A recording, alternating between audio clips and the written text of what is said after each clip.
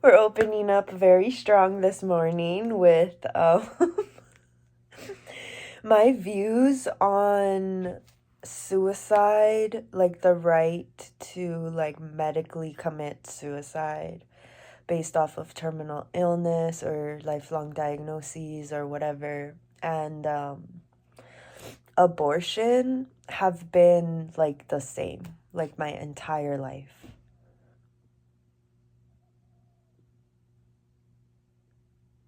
Okay, that's it. That's the end of the video. Bye. Nah, imagine I just say that and I don't explain. I should say the core foundation. Or am I just hiding behind myself? Did you guys know you can hide behind yourself? It's fun. But um when I learned, like, as a little child, as I learned about like depression and oh, like this person killed themselves and oh, this person killed themselves and you shouldn't kill yourself because um it's a sin.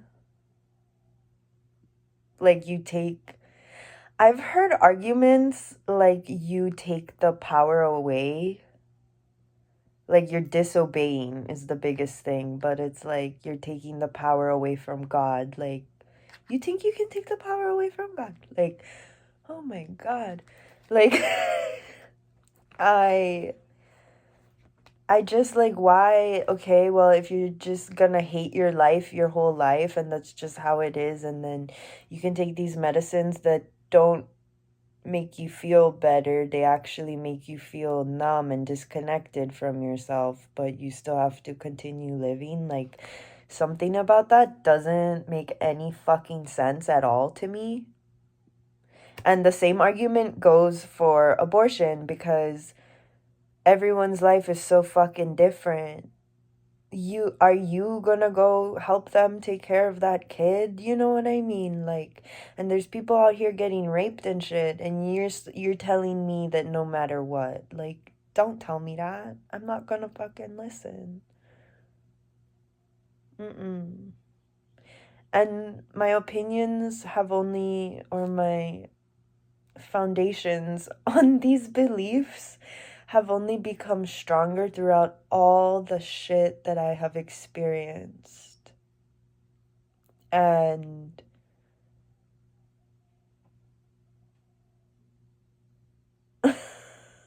like, I've noticed in the shit that I've experienced, I noticed that the reason why people don't want to let go in situations that are already very clearly visible that you have to like let go. I've seen people deny the whole way through the death process, and then at the very end it hits them. um I've had to make choices for those people. I've had to help guide those people. There's just so much to it, and every situation is just so exclusive to the souls connected that, you know, if you feel like there's only one right way or one wrong way, it can really put you in a predicament. And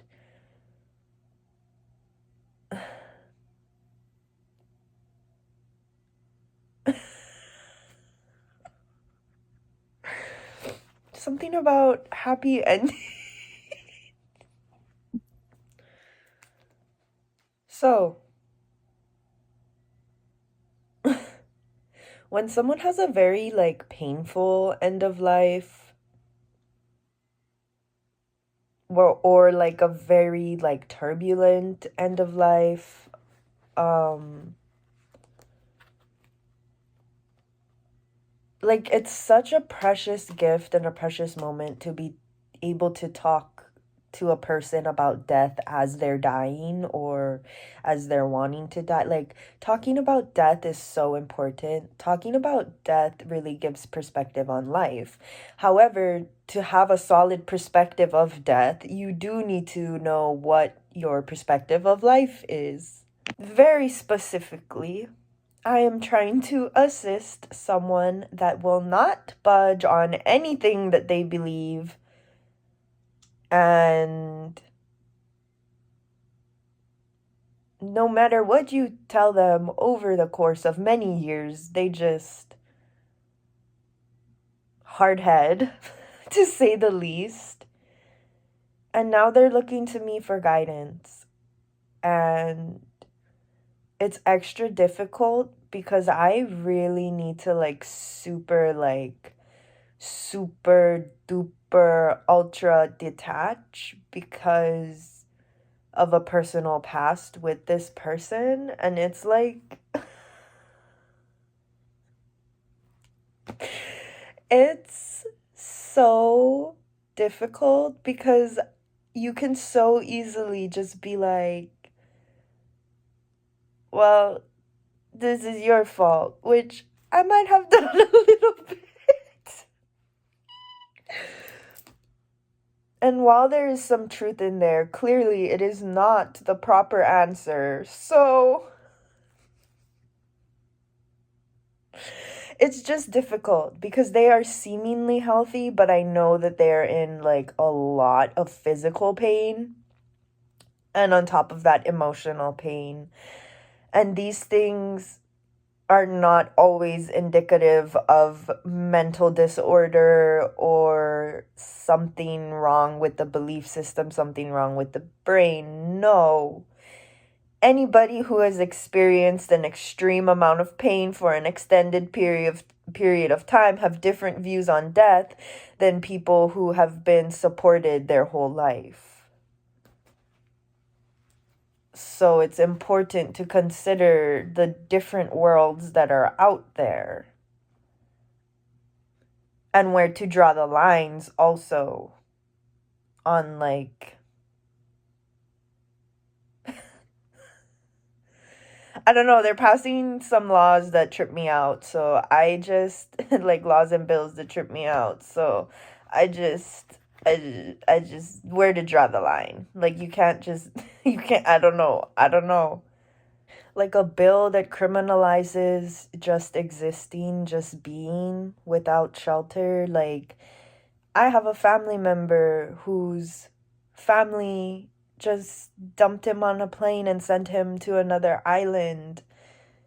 And I was so happy that he was here, even though like I can't take him in and care for him. Like to be able to see him, to pass by him every once in a while and wave and stuff. Like,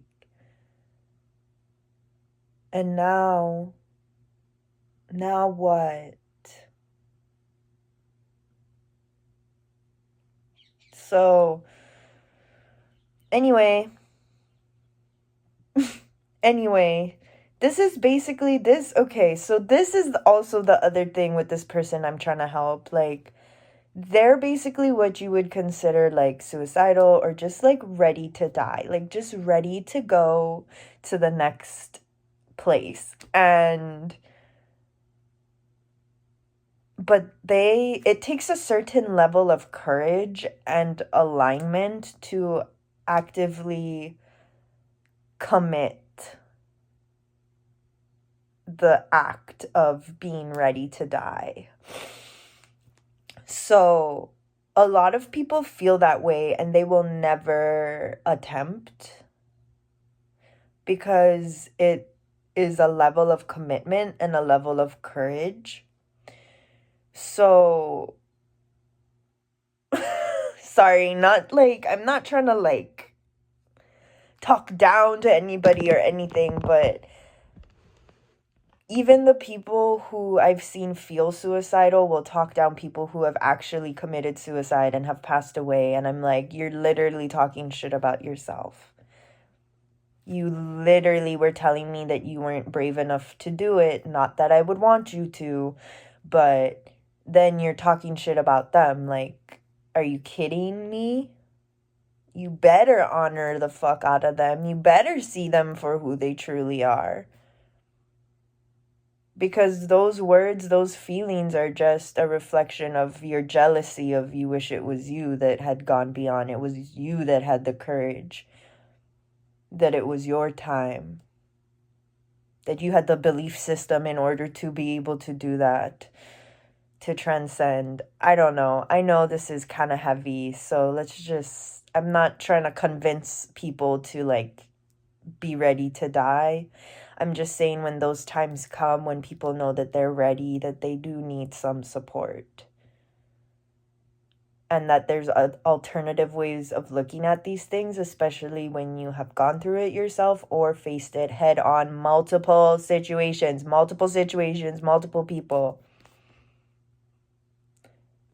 That being said, I know that this person is safe from doing that. But then so we just have them suffering, just consistently suffering. And they're like, I'm not going to do that. I'm not going to do this. I don't know if I believe that. This is confusing to me. And I had a premonition about this one time. I don't know if that's good or bad. Like, yes, very good. I guess it's just at this point about closing out.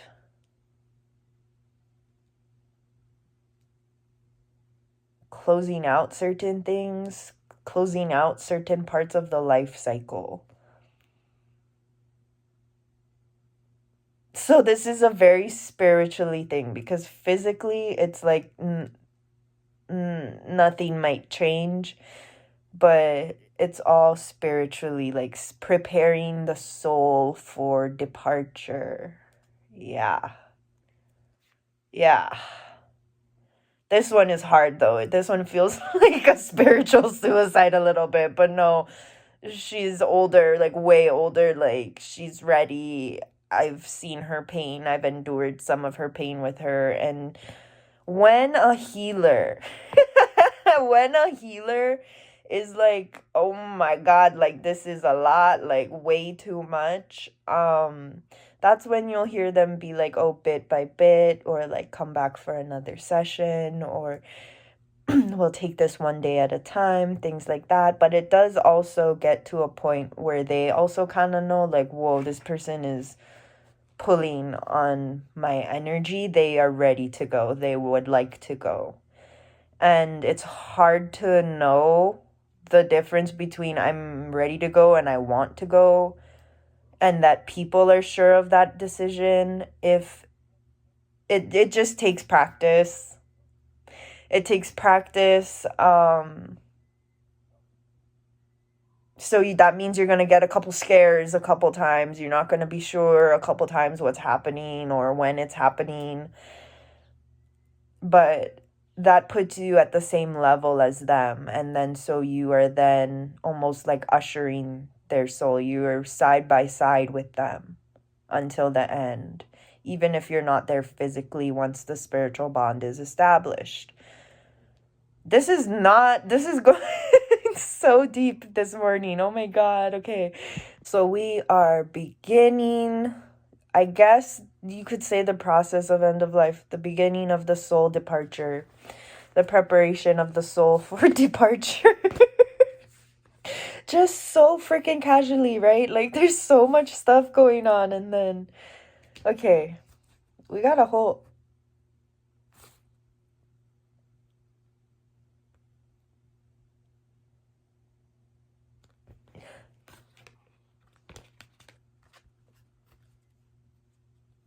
It's like I want this to be so not personal to me, but then if it wasn't personal to me, that I wouldn't be talking about it in a public video, and that I just try to keep as much privacy as I can. And then cards like this come out and I just know, like, I cannot hide my reactions. Like, this is intense.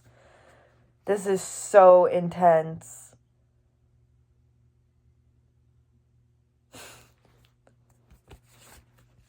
We got love,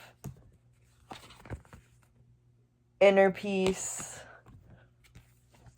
the magic wisdom card, psychic healing, and spiritual replenishment. Are you kidding me?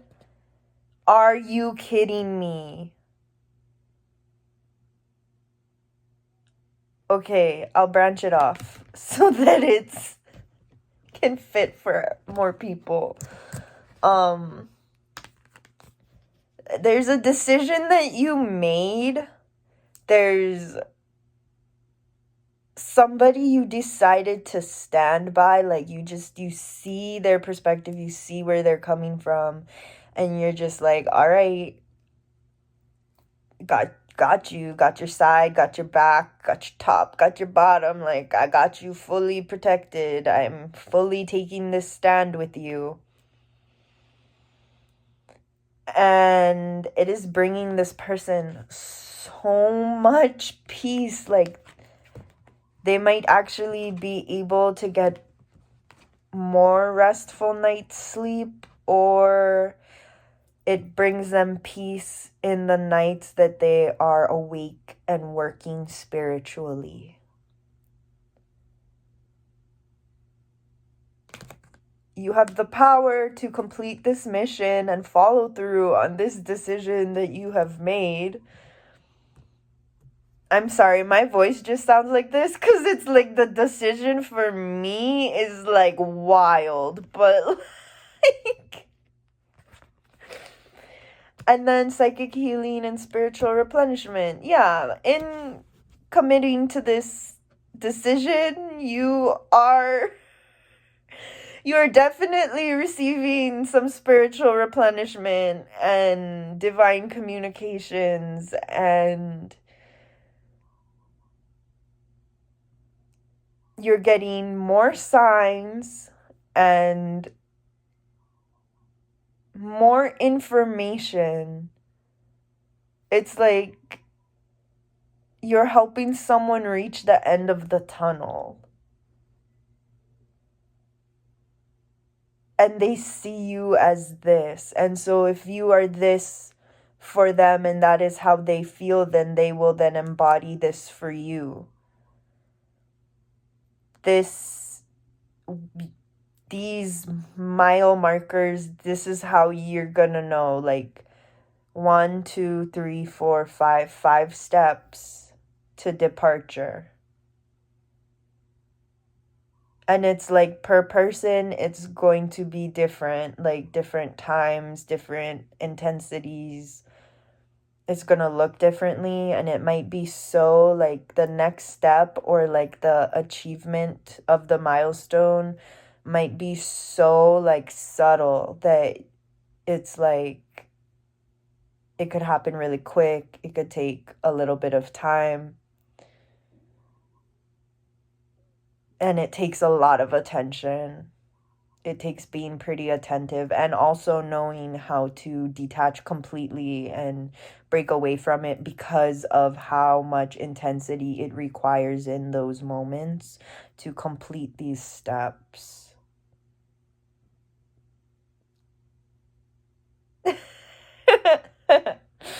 I know that a lot of you are gonna be like, this is so cool, like I really understand now, and I'm just over here like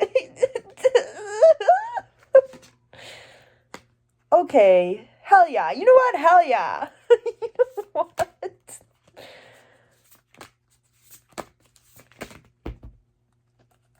okay.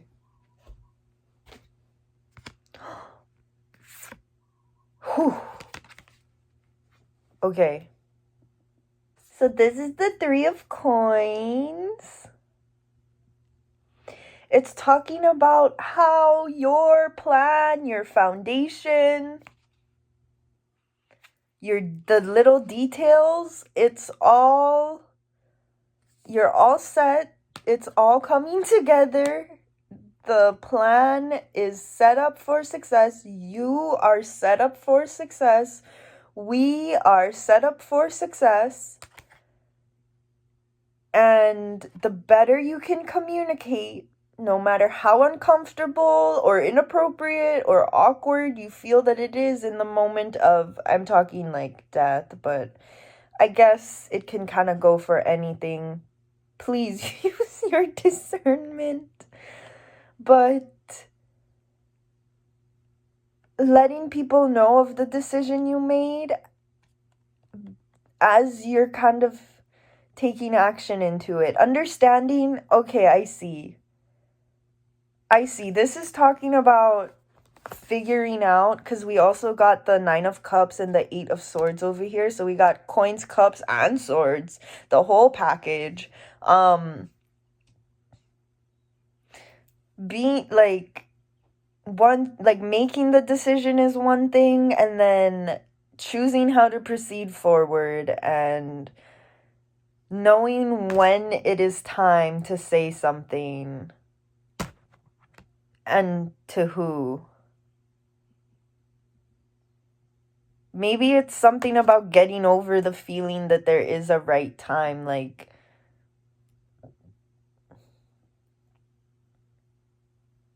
if they're gonna believe it, they're gonna believe it. If not, if they're not gonna believe it, I mean, then it's just not meant for them to be putting their energy there for the time being.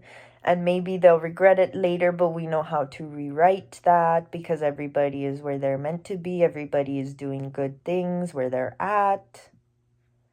But especially when you start the end of life for somebody, it's just so sacred that it's between you and that person. It's okay not to tell people at first, but at the same time,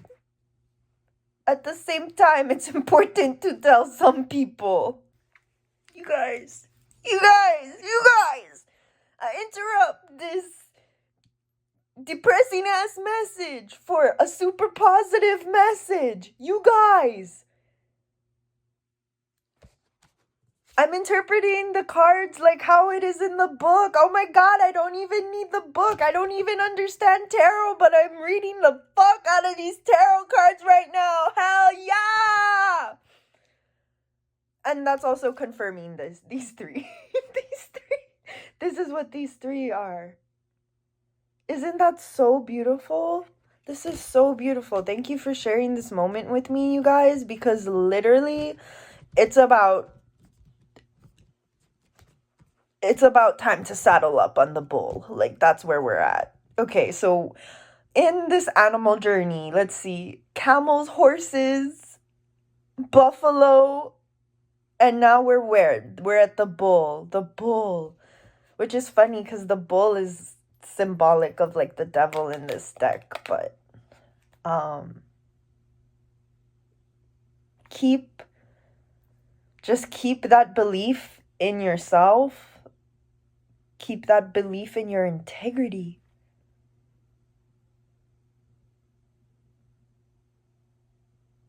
Oh my god.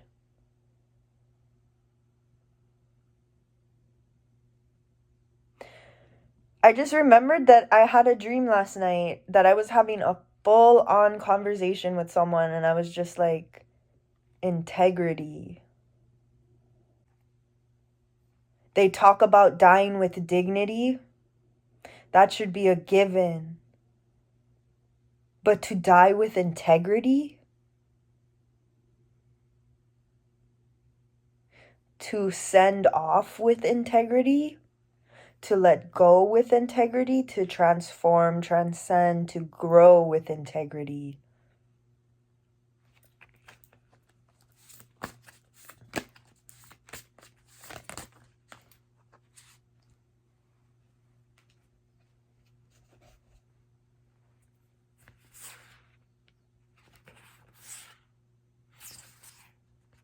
Kuyab.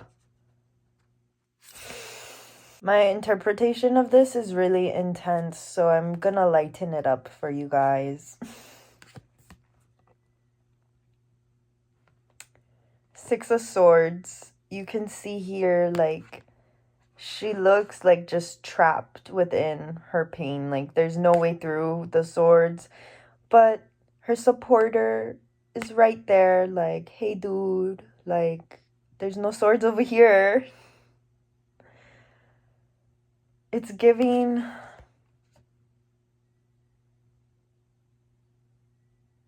taking it all in. Taking it all in. It's giving that final decision, like not knowing what to do, where to go, knowing who to turn to, but not even being sure if they can do anything about it. You can see like the leaves are floating towards her here. And that aura. It's giving self preparation.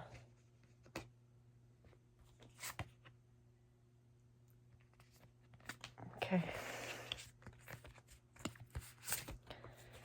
And then we got the Three of Wands. So if you were to look at it like this guy is looking out from the castle onto these folks, and then you could look at this as like Jesus or whatever divine figure you want that's looking over you, but it's looking out. It's looking out. It's observing. And it's giving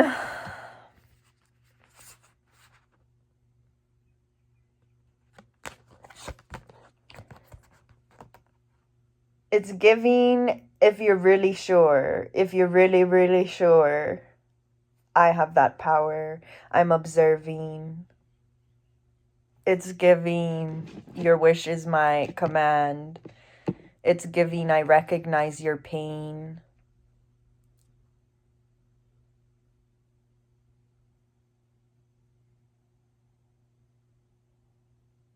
It's giving I didn't realize that I was using my wand as a sword. Whoa.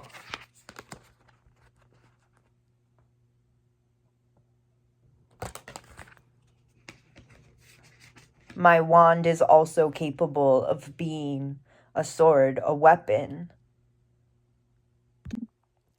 I know I was just like, I don't need the book. I'm not sure about these ones, okay? But just go with me, go with me. Because if you pick up on anything that I didn't say or might feel wrong, there's probably a hidden message there for you. But Page of Swords and Ace of Swords is giving me this is the process of death or the process of the result of whatever decision you have made, and like the contrast, and especially if more than one person is involved, allowing them to be in more of a Page of Swords energy and kind of embodying the Ace of Swords energy to kind of get it going. Because of certain reputations preceding people, it's like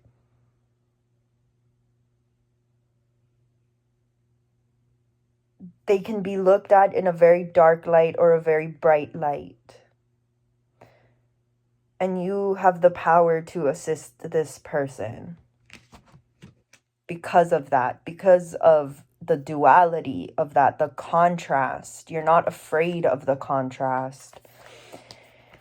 And then in doing so, all of that, Eight of Wands, you release them. You release them from that pain, from that fear. You help them move forward and move on.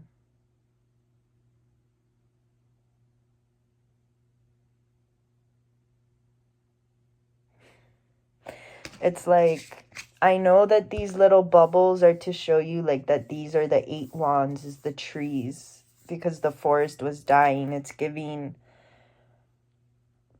If this world is not nutritious for your soul anymore, you move on. You go find the others. You find the root of the problem. You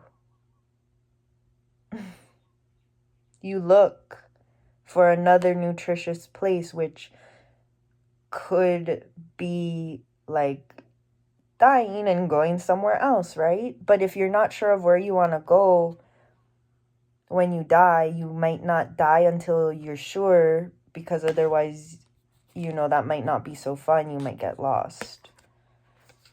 Cheering them on. Oh my Jesus.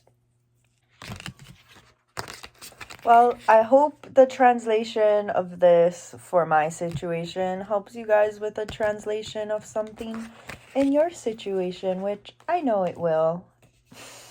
But wow, okay. Closing message. Closing cards. Whoa! Whoa!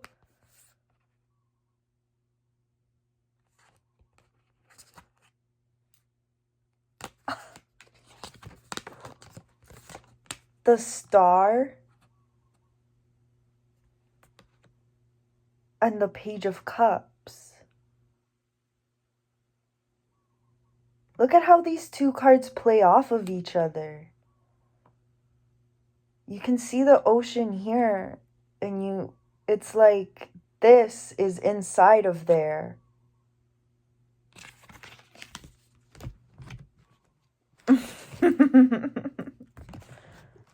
It's like shining the way for yourself. Like, no, you've been through this before. Come on, girl. Like, it's a little different. It's a little out there, but only for the time being. Let's go. Like, you are carrying yourself forward. Like, this is a part of you. The emotions, like being in them, but also being able to detach from them and shine. All of the things. The Star and the Page of Cups. There's a lot of little surprises. There's a lot of inspiration. There's a lot of good things that are in production behind the scenes. Whether you're the behind the scenes, but you're behind, like, if you are considered the behind the scenes, there's a behind the scenes going on behind your scenes. The result of this, the unconditional love, the example, like, this energy is going to amplify, like,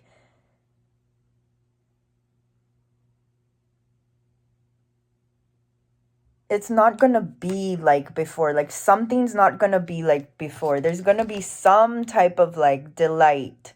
There's going to be some type of fresh air within these situations.